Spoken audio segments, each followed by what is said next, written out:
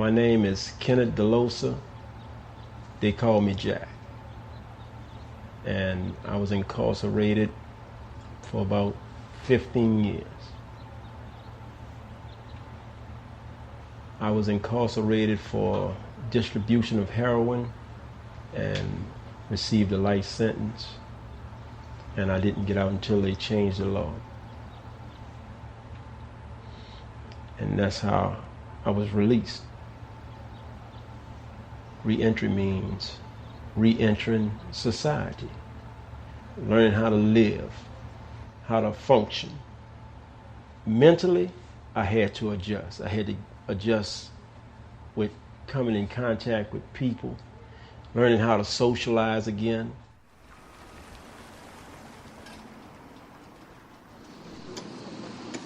My name is Nathan Brown. I'm from New Orleans, Louisiana. Even being around people, I have to adjust back to. I could be standing in a conversation and I just leave. First night was sleepless. It was a restless night. Because it was different. It was a different environment. It was quiet. And I was just up. I may have stayed up maybe 3 or 4 nights before, I crashed. Since I've been home, I got married. I got a lovely wife I'm married to. And, we have little bickerings now and then. And I tell her I tell her all the time that I'm not fully up here all the way, I had a adjustment problem that anybody that's been incarcerated would have. Just basically going to the bathroom, privately, closing the door behind you. You follow me? And when you're incarcerated, you go use the bathroom, you might be back there with 2, 3 other people.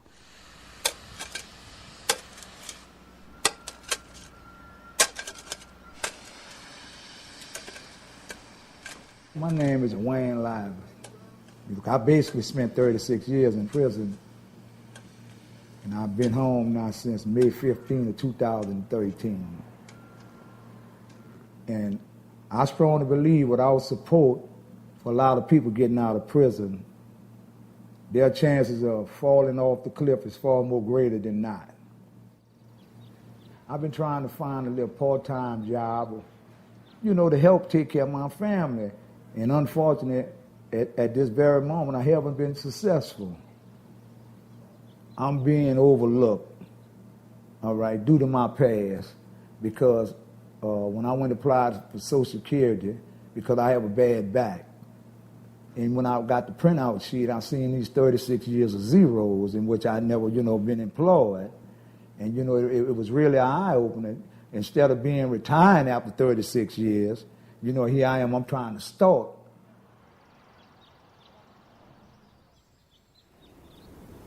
My name is Reginald Kenneth Johnson. I was incarcerated for 27 years and 8 months. I was released in 2011. I'm home now. I'm home, but there's a difference. You ain't gonna never hear me say that I'm free. It's hard. It's very, very hard. It's very hard. And it's harder for me because I was so young when I was incarcerated. So I've never been in a position to, everything is new to me. And for a time, I had a hard time sleeping. I had a hard time getting a full night's rest because I just felt like I was going to wake up back in jail. Set the bed up so when they get back, we have somewhere for him to rest his head. Chair. The tall cotton here. I don't know what it was. I don't know what I was looking for. I was mad because my mama was gone. And instead of me turning into my family member, I turned to drugs, turned to alcohol. That's how I ended up in prison. I'm here today because of him. I went on the parole board in September of last year, and he came to the parole board and spoke for me. And I'm not from New Orleans. But he brought me down here. So this is my support group, my family, my friend, both of them really. This is so comfortable.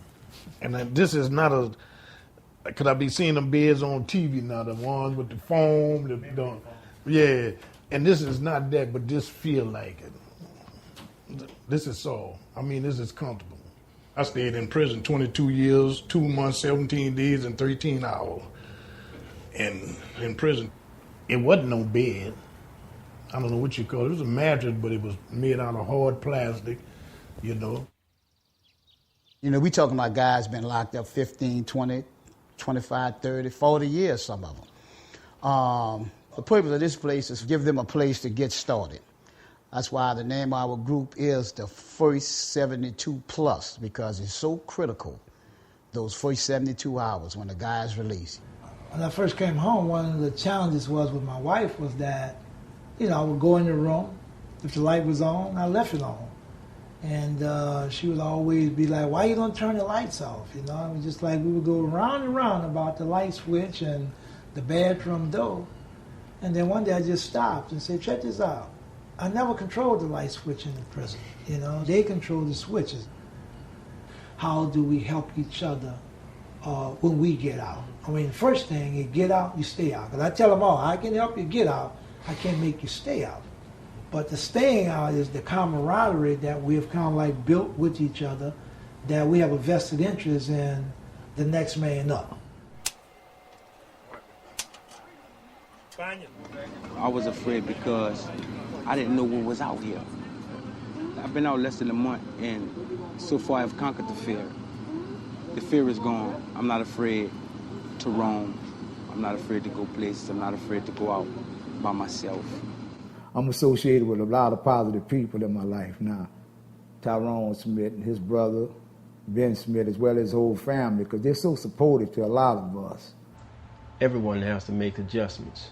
And I kind of take my days one day at a time, just like you do when you're incarcerated. But one thing I can say about me is I am very happy to be free. I mean that.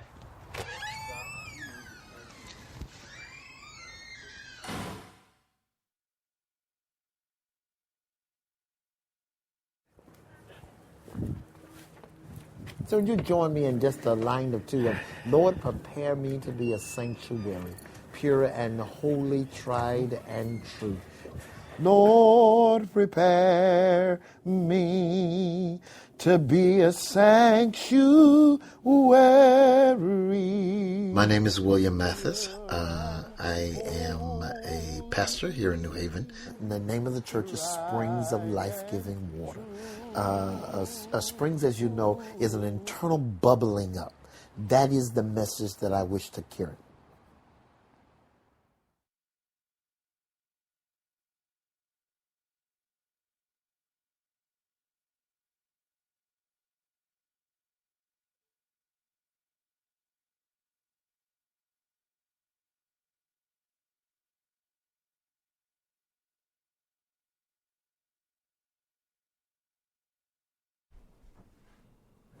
One of the things that I vividly remember growing up in the particular South, my father was not in my home. Fathers for me were Daddy Bill at church, or it was Uncle Scasey or Uncle Brady from my family. It was Mr. Potee, who lived down the street, or Mr. John, who ran the local store.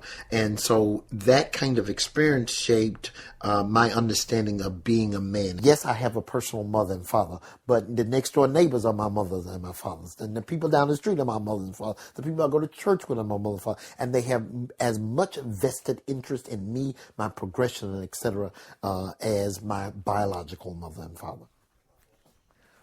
I have here with me Aaron Brantley.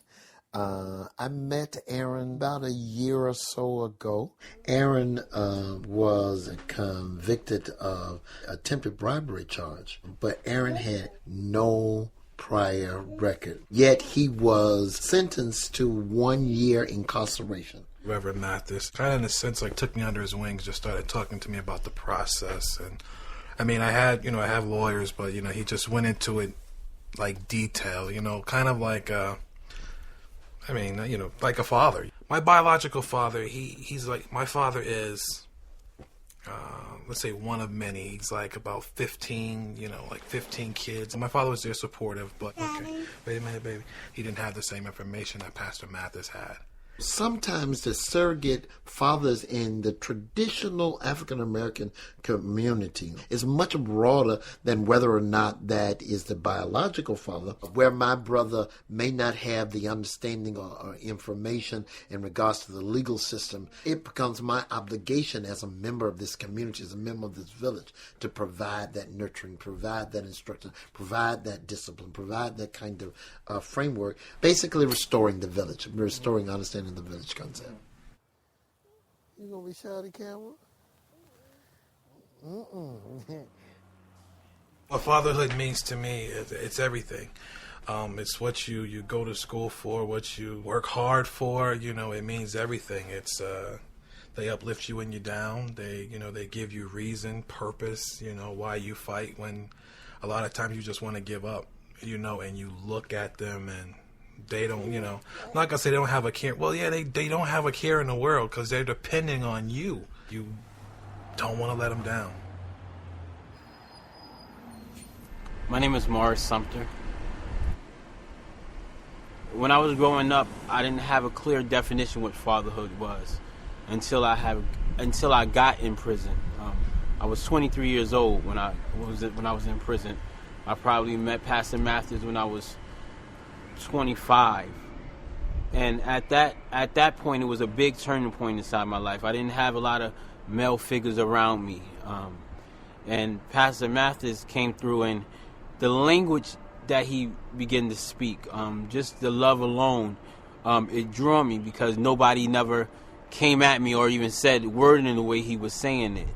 And so through time, not only did he stay inside of follow me in Welly Avenue, but when I went around, they were shipping me around Connecticut to various jails, he always followed me. Even when I came home, I had absolutely nothing whatsoever.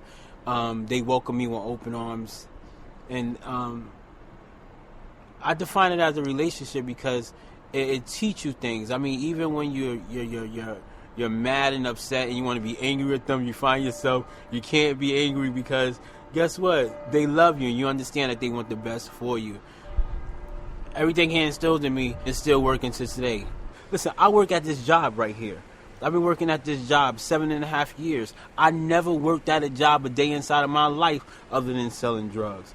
But they teach us, but not they, because he was doing the teaching. Teach us what it is to stand up and stay focused and go to work and have a vision and work on your vision. I can imagine if I didn't hear those teachings, I would have never had my own business. I've been in business for 5 years right now, and it's still counting. And I'm still graduating to do bigger and better things and building relationships with not only just community, but restoring families. I have a little son right now, and guess what? I'm able to be a good mentor to him. I have a 17-year-old son that's down south. Our relationship has been restored. So a father, I defined as somebody who takes a quality time to chastise you, to love on your happy and sad times, and I define it that's right here.